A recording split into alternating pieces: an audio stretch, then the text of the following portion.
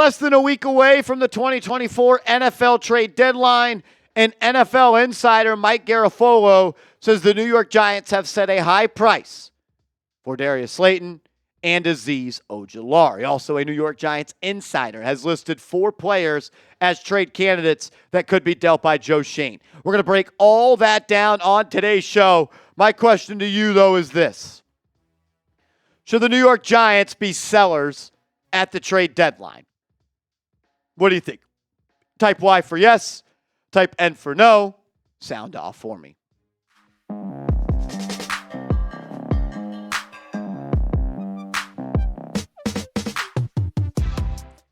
Welcome in to New York Giants Now by Chat Sports. I am your host, Marshall Green.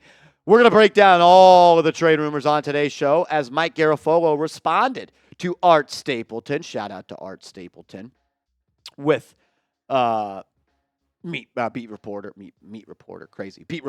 for the New York Giants. Says, you know what Joe Schoen should be looking at? Seeing if he could sign Darius Slayton and Azeez Ojulari to extensions. I've changed my mind. I'm not dealing pieces away for day 3 picks. I don't care if I get a 6 for Slayton, for example. I haven't always seen it this way. I do now. Mike Garafolo, notable NFL insider, and works for NFL Network, says, well, 2 impeding free agents for the Giants who are valued inside the building would have to be blown away to trade either, from what I gather. What does that tell me? Other teams don't value the New York Giants players like the Giants do, and this is the Giants trying to drive up the price for those 2 players. We'll break that down. Ryan Dunleavy, who also covers this football team, he listed the New York Giants as having 4 players that he thinks they could deal or should deal prior to the 2024 NFL trade deadline, which is coming up on the 5th of November, and we are going to be ready to rock and roll on that day. Join the squad. I don't want anyone missing any news if the New York Giants do make a trade, so subscribe and turn your notifications on. We may be live on the channel. Trade candidate number 1 for the Giants is Darius Slayton. Darius Slayton.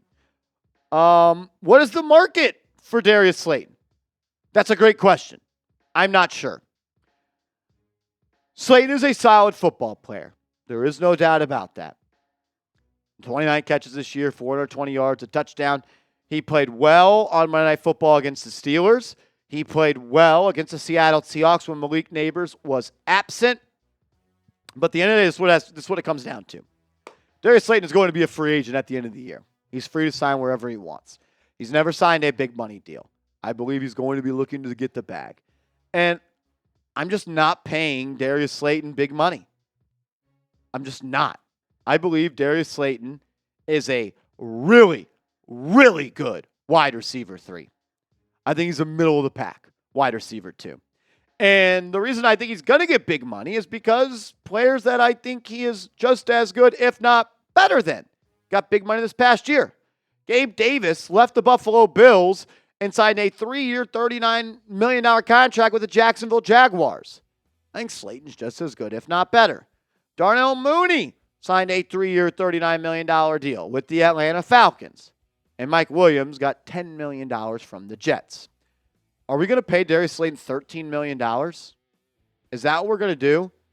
We're going to pay Darius Slayton $13 million, but we wouldn't pay Saquon Barkley $13 million. And I think it was the right decision to not pay Saquon Barkley that money. Slayton is the model of consistency.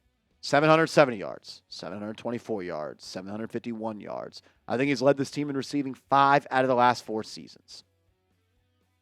And look, you can't make a team trade for you, trade with you, and you can't make them give you a good pick.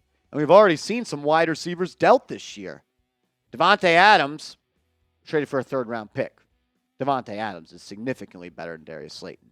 Amari Cooper was traded for a 3rd-round pick. Amari Cooper is significantly better than Darius Slayton. DeAndre Hopkins was traded for a 5th-round pick that could become a 4th-round pick. He is significantly better than Darius Slayton. And Deontay Johnson was traded for a 5th-round pick swap in the 6th round. And I would say they are relatively in the same boat. Maybe Slayton is a little bit better. The reason that I would trade Slayton for whatever I could get is so that I could have a draft pick to use to improve my team in 2025 because I'm not bringing him back. I have bigger hopes. I have bigger dreams. And I want a better wide receiver, too, than Darius Slayton. I believe a good GM could find a player in the draft in the 4th, 5th, or 6th round that could immediately replace Darius Slayton. Azeez Ojulari is another player that is going to be on the trade block, someone that was mentioned by Mike Garafolo as well as Ryan Dunleavy. This one's a little bit more tricky. Ojulari is still just 24 years old, and he is someone that I think is going to command some legit money in the offseason. I think that there could be a market for him in the trade market. He's 24 years old, and he has 6 sacks on the season.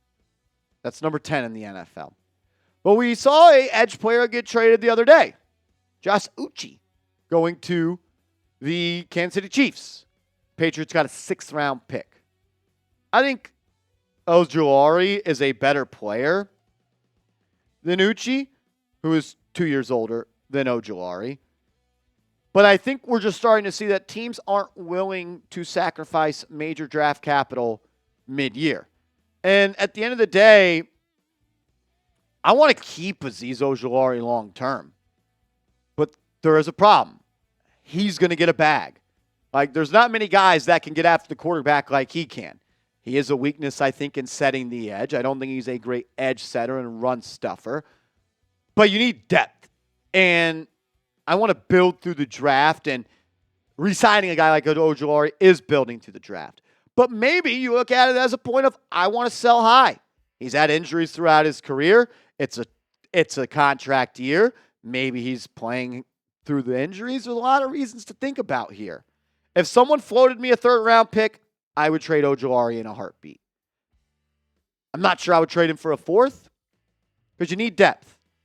And you don't want to be one injury away from not having an edge. And it's nice to have Ojulari when Thibodeau gets hurt. It's a sticky situation. I'd trade him for a 3rd. Anything after that, I would keep him and I would bring him back. We're going to talk 2 more trade candidates that Giants insider Ryan Dunleavy has mentioned.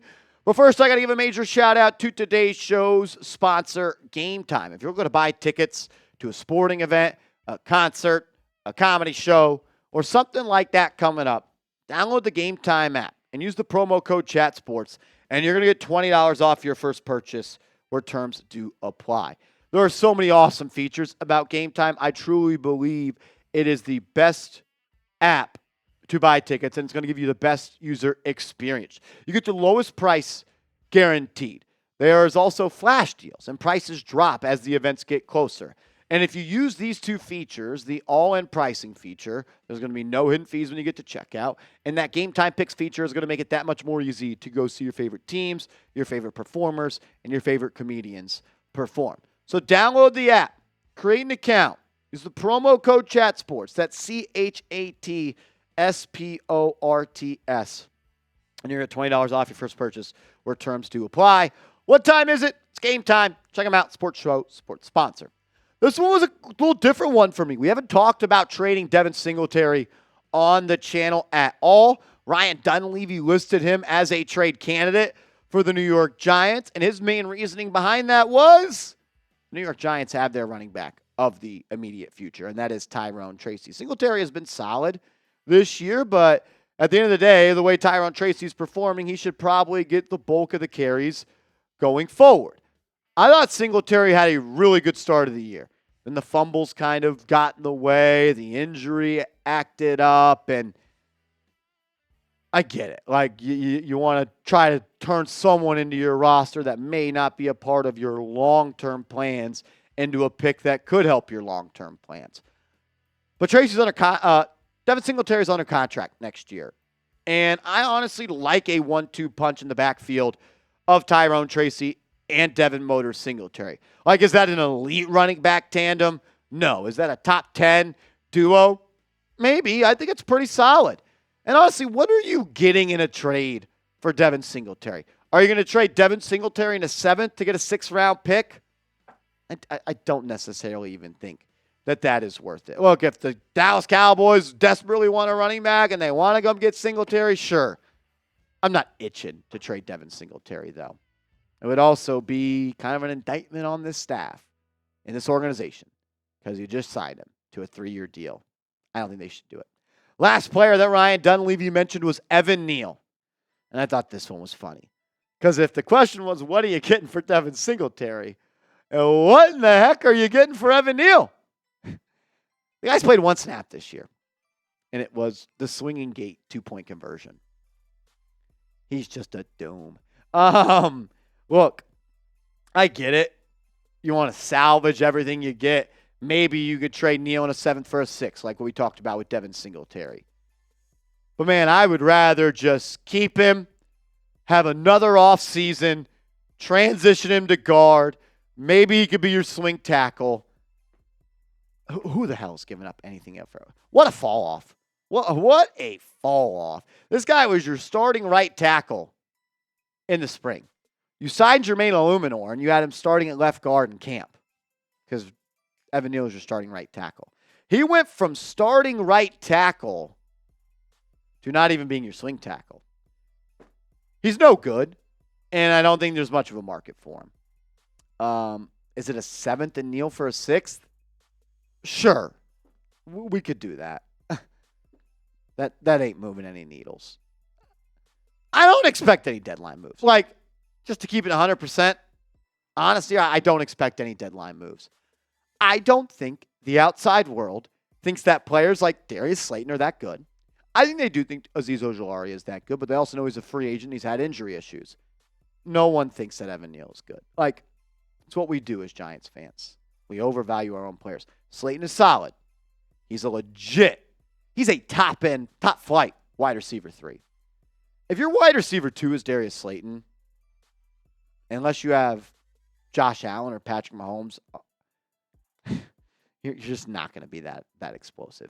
Make sure you do join us next week when we're live on the channel for the 2024 NFL trade deadline. I promise you, if any moves happen, we're going to be the first place to break it down. So subscribe and turn notifications on, and make sure you are following me on Twitter. I'm on social media. I'm on Instagram, @MarshallGreen_. Hit me up over there, and let's go Big Blue.